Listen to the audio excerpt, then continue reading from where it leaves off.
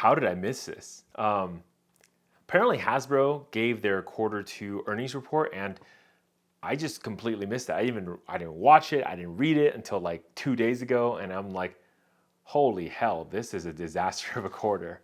Welcome everybody. This is Mark from Solo Games, and today we're going to talk about Hasbro's garbage trash tier, garbage fire. I don't know, like skies falling, meteor shower of a quarter two. So if you didn't know already, I think maybe the reason I didn't find it is because they're trying to hide it very well, right? They don't want the world to find out how bad quarter two was. But man, let me tell you, quarter two was horrendous. If you thought last year was bad, if you thought Q1 was bad, you ain't seen nothing yet. Quarter two was terrible. Now, to be fair, a lot of companies, they know they're going to have a hard quarter two. It's somewhat of a low release schedule for Magic as well, so that totally makes sense. But the problem is not Magic, as you'll discover in this special report by Solar Games. So, as you know, a lot of times I do like reading the financial information from Hasbro because it gives me insight into what's happening at WotC that's external to what the marketing material, all the stuff that Mark and Gavin and all these other people are telling us directly from their channels. So they're curated, basically sent through legal, everyone's happy channels, right? So look, first of all, let's get a corporate speak dictionary out. In case you are gonna actually watch or listen to these reports, you might wanna do this. And I know a lot of people just kind of wait until I do the Hasbro quarter two earnings call announcements because I'm basically telling you what's happening and not what Chris Cox is like sugarcoating. So there's that. Okay, when they talk about operation excellence, okay, what operation excellence means is firing people basically to reduce costs or just reduce costs across the board. That's what operational excellence is, okay? All the people who are investors, they know these things too, but just so the plebs like us, we need to understand what they're actually saying. When they say impairments, right? Like, hey, we had impairments in Dungeons and Dragons, Honor Among Thieves. What they mean is we lost money. It's not looking good, right? It's a headwind, if you will. Speaking of headwinds, right? That means the market is really rough and we lost lots of money, okay? So if there's headwinds on any sector, market, whatever, that means it's tough, okay? We're not making the sales that we want to see, okay? Headwinds. And of course, progress, right? Whenever they say, hey, we're making progress, or there's good progress, and these are the progressive things that we're doing here. What they mean is that it sucks right now, but we think it will be better because trust us, okay? Every single time they say progress, I basically don't trust because just show me the numbers. Don't tell me that it's gonna get better. Show me that it's better. So let's dive in, right? What was the quarter? What made it such a disaster quarter? Well, the only thing, I think, in my opinion, that really kind of saved this disaster of a quarter was selling their stupid, bleeding business of E1 Entertainment. Okay, look, if you recall from my first video on Hasbro and the whole stupid earnings call, I looked into this whole E1 business. I was like, wait, so they paid $4 billion for a company that doesn't make money, has no good IPs, and basically is just failing. And Hasbro is making this stupid deal thinking they're buying Marvel when Disney paid $4 billion for Marvel Studios. Now we can argue and we can say Marvel's going down, Marvel's terrible, whatever. Marvel made Disney a lot of money, okay? So that $4 billion is not a wash. It's not a waste, it's a good investment, right? Even if basically Disney's drained everything out of Marvel, by this point it's like really crappy, whatever, Marvel still has star power. It gets people into the parks, it sells toys, it sells movies. It has a lot of branding power. Not so with E1 Entertainment, okay? And basically E1 Entertainment at this point has been sold by Hasbro to Lionsgate. Now, of course, all these contracts haven't closed, but it is something that's definitely like basically their past negotiations, they've already basically negotiated and both parties agreed. They do, of course, have to send this stuff up to basically the regulations, the rule people of the government to make sure that there's no monopoly law being broken, make sure that this is a legal way to sell and everybody's going to be happy. That's the only thing they're basically waiting on. Everything else is already cleared, right? Lionsgate will be purchasing this, which means that they're going to have rights over all the things that E1 controls. And maybe Lionsgate will actually do a better job because, look, they're at least a studio They have been producing producing movies for a long time. And I think overall they understand entertainment, they understand IPs. I hope they can do something with the IPs that they're going to purchase from Hasbro, okay? Now, on to the actual business side of things, right? Well, the business is in complete shambles, right? Can anyone guess on this video right now? Like, go in the comments, pause the video, go in the comment section, tell me what you think, and make sure you hashtag like whatever this is, like what this is 5 minutes. Just say 5 minutes. Okay, so I know you're 5 minutes. You didn't watch ahead. Say 5 minutes, and tell me which department of Hasbro made money. Okay. Yeah. So if you guess Wizard of the Coast, you're absolutely correct. Wizard of the Coast, of course, knocked it out of the park again, right? Their toy side did also make money. It's very trivial though, but they did make money. Hey, look, more than zero is perfect, right? For Hasbro. Everybody else is losing money. Entertainment side, of course, and corporate office. I mean, corporate office just loses money. That's normal, right? So that's expected. So just don't lose a lot of money is what the thing is going to be, okay? So look, WotC is looking more and more like a great company. If you can break out WotC as a separate company today, not under Hasbro, but as a separate ticker, as their own company, they're insanely good because WotC is reaping in another 40% ROI quarter, right? So look, basically WotC reported a $375 million revenue and $142 million of that is in profits. That's amazingly good. If you go to any Wall Street company and you say, hey, you're making 40%, in profit, that's insanely good, especially at such high numbers, right? I mean, we're not talking, WotC is not like billions and billions of dollars or trillions of dollars like Apple. However, it is still very, very big in what they're doing. And look, 40% is no joke. So that's a lot of money they're making, okay? Yeah, and they keep talking about like operation excellence, whatever, in other departments. Again, it looks like and sounds like they're just going to be firing more people. So that will continue to be what's going to happen, right? Now, on the toy side, on the gaming side, they talked a lot about Monopoly. So of course, there was a big announcement about the mobile game Monopoly Go, right? So, I mean, look, the Hasbro folks, the ivory tower Hasbro, like suits and tie, whatever, your bean counting, finance people think Monopoly Go, amazing, right? Top notch, chef kiss level mobile gaming, okay? But you and I all know, like at this time and this age, Monopoly Go, are you kidding me? Like if you released a Monopoly game back in 2008, okay, cool, man. At least it's like a toilet sitting, like mobile game I can crunch out on my, whatever, break time type of thing. And yeah, like I'll spend like $5 or $10 to get, I don't know, like a super dice or skins or whatever, right? Type of thing. I get it. Like you can make a little bit of money. But in 2023, after the amount of craziness we've had in COVID, mobile gaming improvements, Monopoly Go. I mean, I don't know who you're trying to farm right now, but you're trying to farm like what, grandmas on subways? Like who's going to be playing Monopoly Go and giving them money? I'm really curious, right? Because like, I mean, how casual do you have to be of a gamer to like Monopoly Go? And then, but if you're super casual, like where is the money going to come from, right?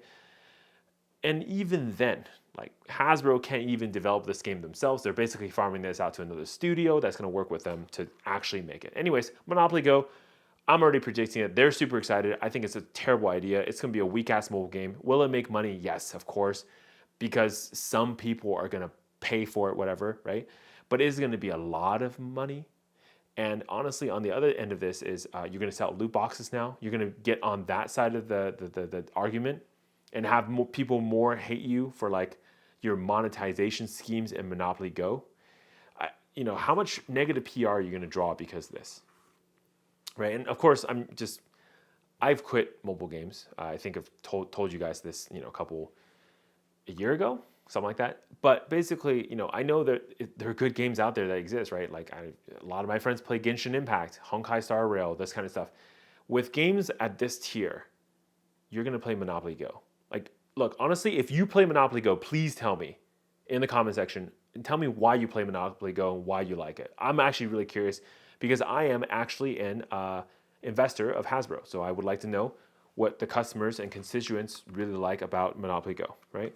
But anyways, I just think it's basically at best a way to prey on grandmas and like, I don't know, old people who I guess have no other, they don't understand what mobile games are. So they're like, oh, Monopoly on my iPhone? Great, right?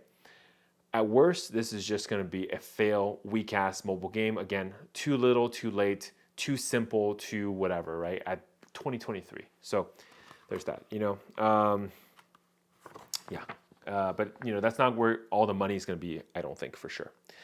Of course, they move on to talk about Honor Among Thieves, Dungeons & Dragons. Like I stated back in, I think, the Q1 earnings call, I mentioned how, like, I don't think this movie is going to do very well. And, of course, it did not do very well. So box office wise, so they were disappointed and they were like very, they felt like, what was the word that I'm supposed to use? Impairments. There's a lot of impairments with the Dungeons Dragons Honor Among Thieves. It hit box office and they felt like the box office didn't do super well. So how did it actually do, right? So as of, basically right now, box office for this movie is $208 million, which is not bad. But if you look at the budget of the movie, it's $150 million. It's going to be rough because if it's $150 million, you only made 208. It looks like on paper so far that you're making money. You made $50 million, but you actually don't because the budget does not account for marketing. It does not account for like a lot of these other type of things like theater royalties and things like that.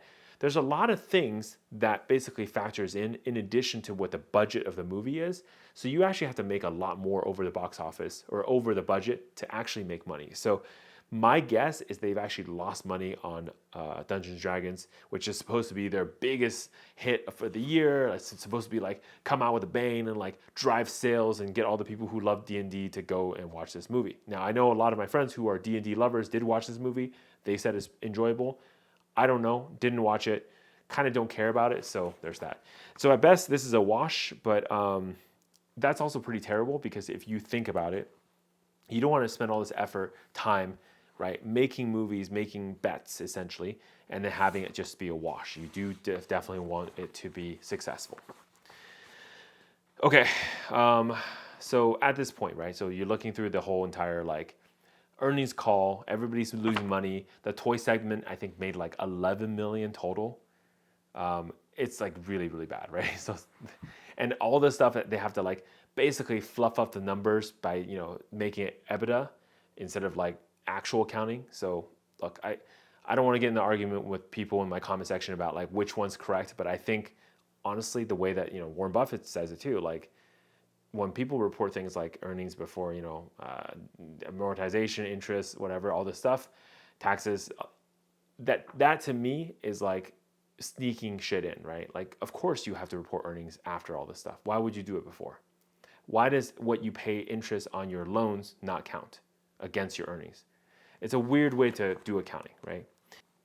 So at this point, I do want to tell you some things I'm seeing with Hasbro and why I'm very disappointed in this company, right? Number one, I don't understand how they can continually like make stupid mistakes. I mean, honestly, just be honest, right? Like, what the fuck, Hasbro? Why don't you just go out there and go hire some good game designers and actually build good games, right? It's just Monopoly this, Barbie Monopoly. Next, we're going to see Warhammer Monopoly or whatever, right?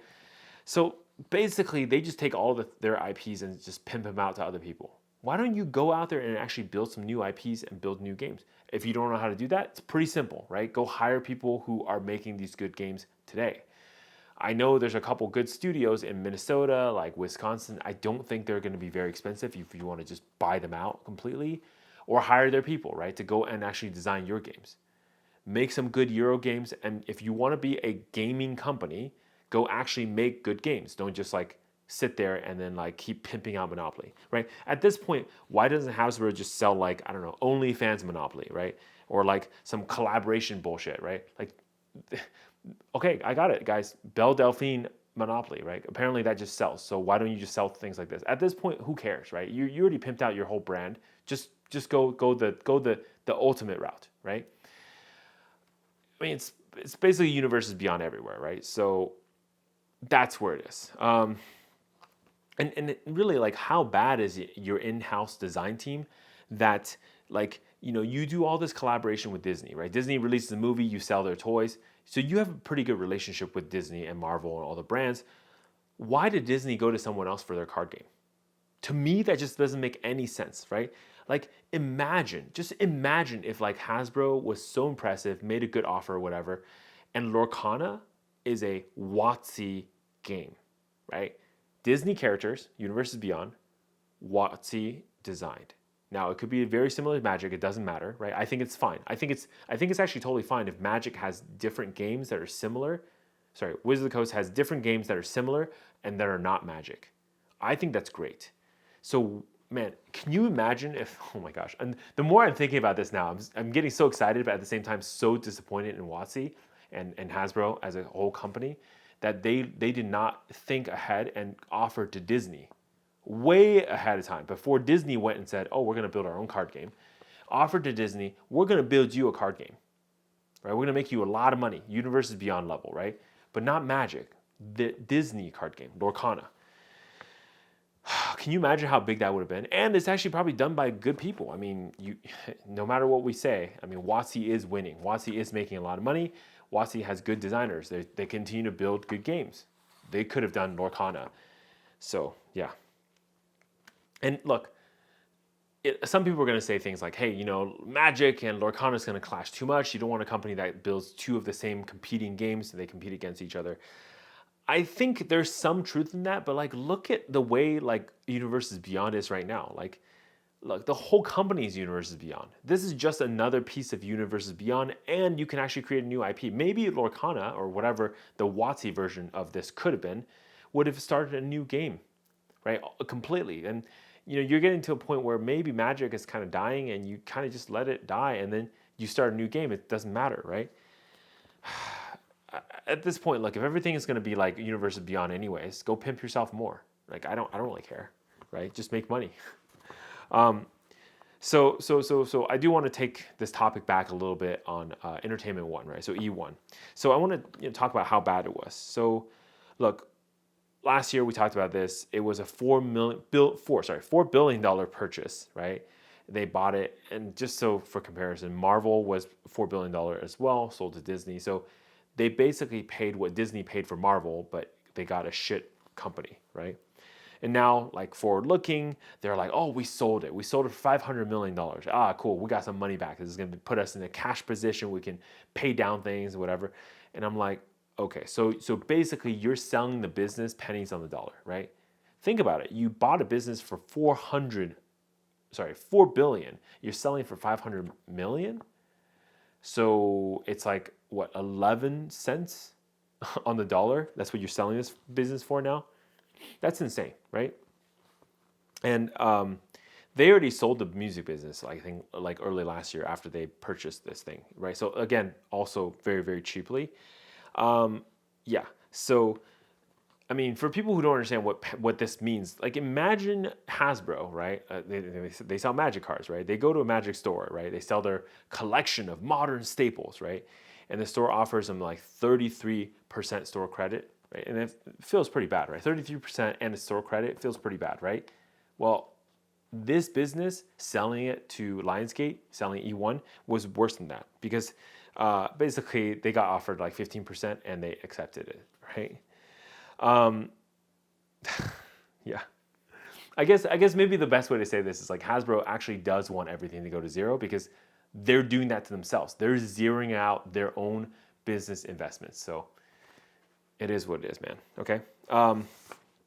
Let's talk about Amazon dump day, right? So Chris Cox on the call did actually talk about Amazon, which is kind of surprising to me. They're like, oh, we did really well at Amazon.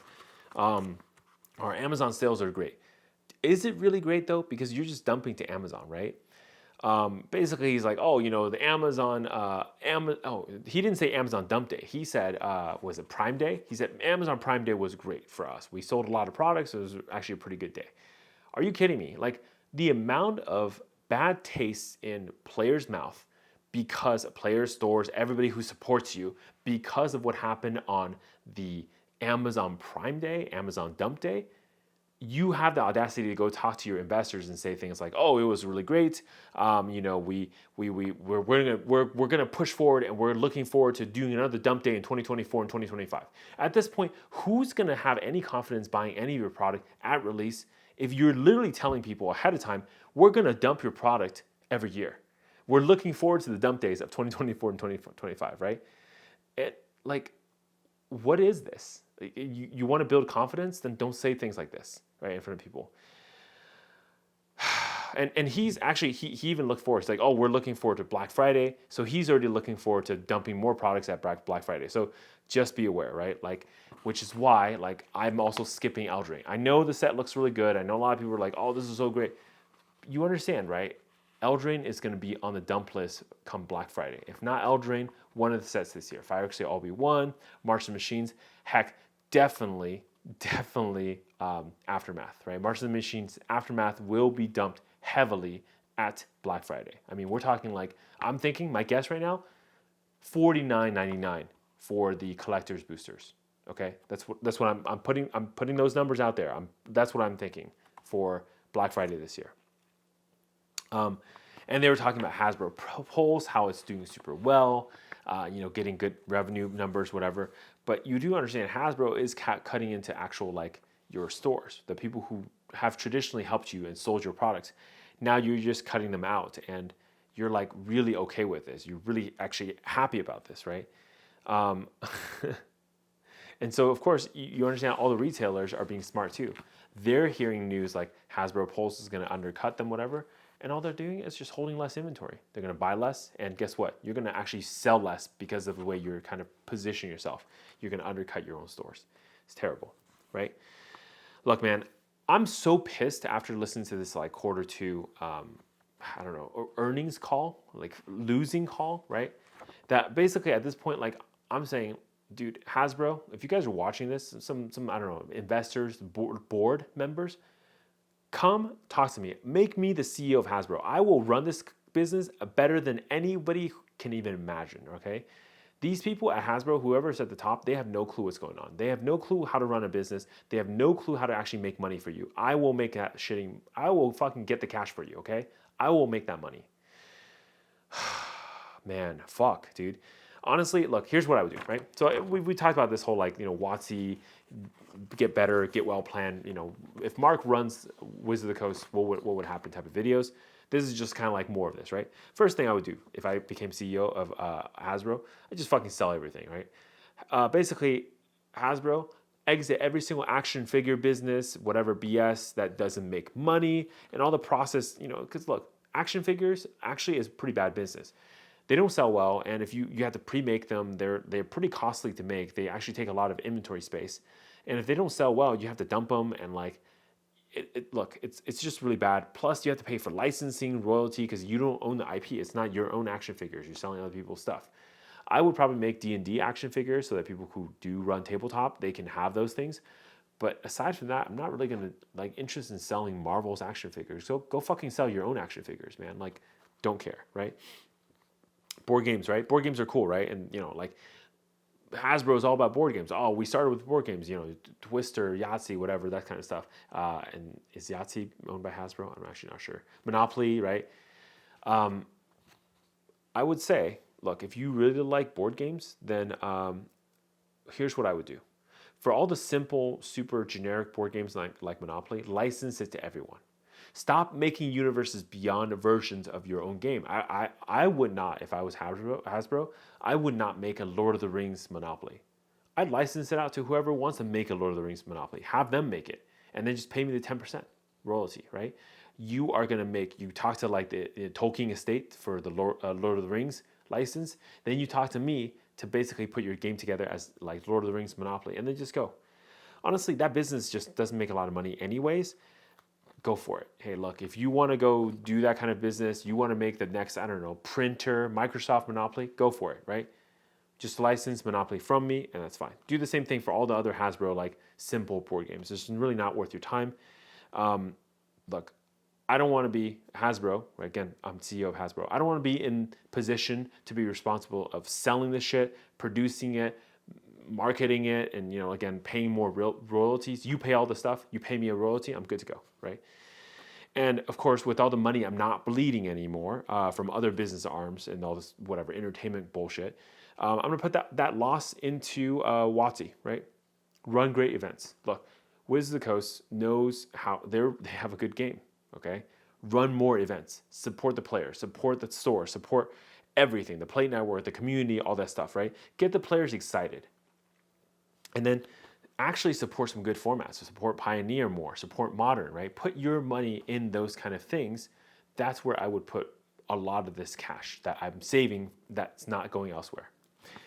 And of course, like if I was Hasbro, I start purchasing small Euro game companies out there. If you're making good card games, board games, whatever, I just purchase you.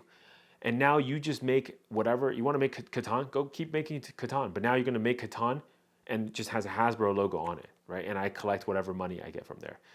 There's a lot of games out there and board game like developers. They're probably making some really good games. And look, I'm not saying go purchase like super complicated stuff, right? Like don't make like Gloomhaven too complicated. It's a niche market. Like I get it. There's a lot of players, but it's pretty niche. But there's like there's a step above Monopoly, but below Gloomhaven, right? And there's a lot of games in that area that I would target next. And again, you don't have to go be a hero, purchase every single Euro gaming company out there. Just purchase some to go test the market. Look, you like mobile games? I love mobile games. You want to make money? I love making money, okay? Create a new mobile game. Based on what? D&D. Think about it. Like my vision right now, you guys, if you ever played VR headset, right? VR games, Demio on VR is basically the like D&D of the VR stuff, right? And then make the mobile game. I wouldn't make a VR thing because VR is a little bit tough right now in this market because, not the medium is hard. A lot of people don't have headsets. They don't really want to wear a headset and play the game. Graphics sucks, etc. Make a mobile game super easily accessible, right? Run small little D&D campaigns. Have people have characters that can progress. Anybody who wants to run a DM a game, they can, GM a game.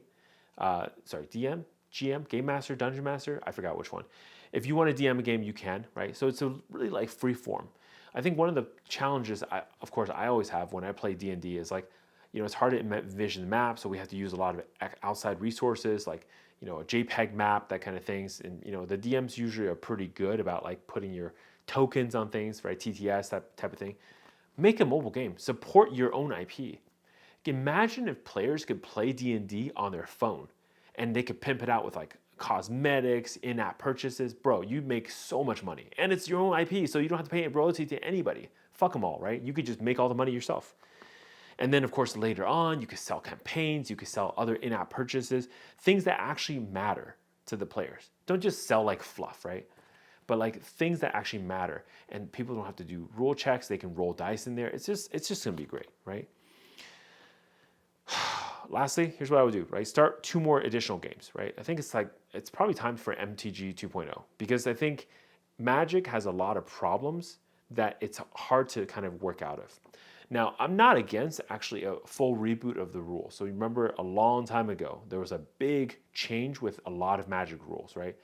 Damage on the stack was changed, mana burn. A lot of these like little things that were just wrong or not good for the game going in the future were changed. What's preventing you from doing that again? And then doing the right thing this time, maybe drastically change how the resource system works because a lot of other games have better resource systems now too, right? So there's a lot of these things. Look, and think big. Think big changes like rules changes, right? Updated resource system, new design. Whatever is not working for the current system for Magic players, target that. And look, even if this thing doesn't work out, you kind of like, you make all the older players angry, don't worry about it. They're leaving anyways. Your target is new players. Think about what the new players of TCGs, right, really are looking for and make that game. Make Magic into that game, okay? And with these just small little changes I'm proposing, I think Hasbro can actually have pretty spectacular quarters, like $500 million quarter profits, probably not too hard, right? Instead of the stupid measly like $200 million quarters. And the only reason that's even true is because Hasbro WotC is basically supporting the entire company, right? At this point, WotC is basically sitting there and like feeding cash to every single other department that's losing cash. And the only reason that Hasbro can even report a positive earning is because of the Wizard of the Coast. If Wizard of the Coast was not part of Hasbro, this entire company would be reporting loss every single quarter. So with that, I've said all I want to say about this. So yeah, Hasbro, like even as a company, through their financials, right? No matter how much of a dick they are to players through Wizard of the Coast, we can hate all the Magic the Gathering stuff. The company's also doing poorly too. So how can it be that they're doing all these scummy, like terrible things and monetizing and over monetizing their players, but at the same time still losing more money? I mean, this is just probably like the stupidest situation you're going to be in, right? You're burning the candle on both ends. And honestly, like looking at the way that this company's running, I wouldn't be surprised if they continue to do this, that they get purchased by somebody else. Somebody's going to come in here, look at what's happening, look at how much the stock has devalued, and just say, why don't I just buy them? Because I can run this thing better than them, right? These ideas that I propose, I'm sure a lot of other people are thinking about them too. And there are a lot of smarter people who are way smarter than me. They look at this stuff and they say, hey, here's all the improvements I would make. Anyways, Mark sold games. Hasbro sucks. Continue to lose money. But we have to stay classy. See you next time.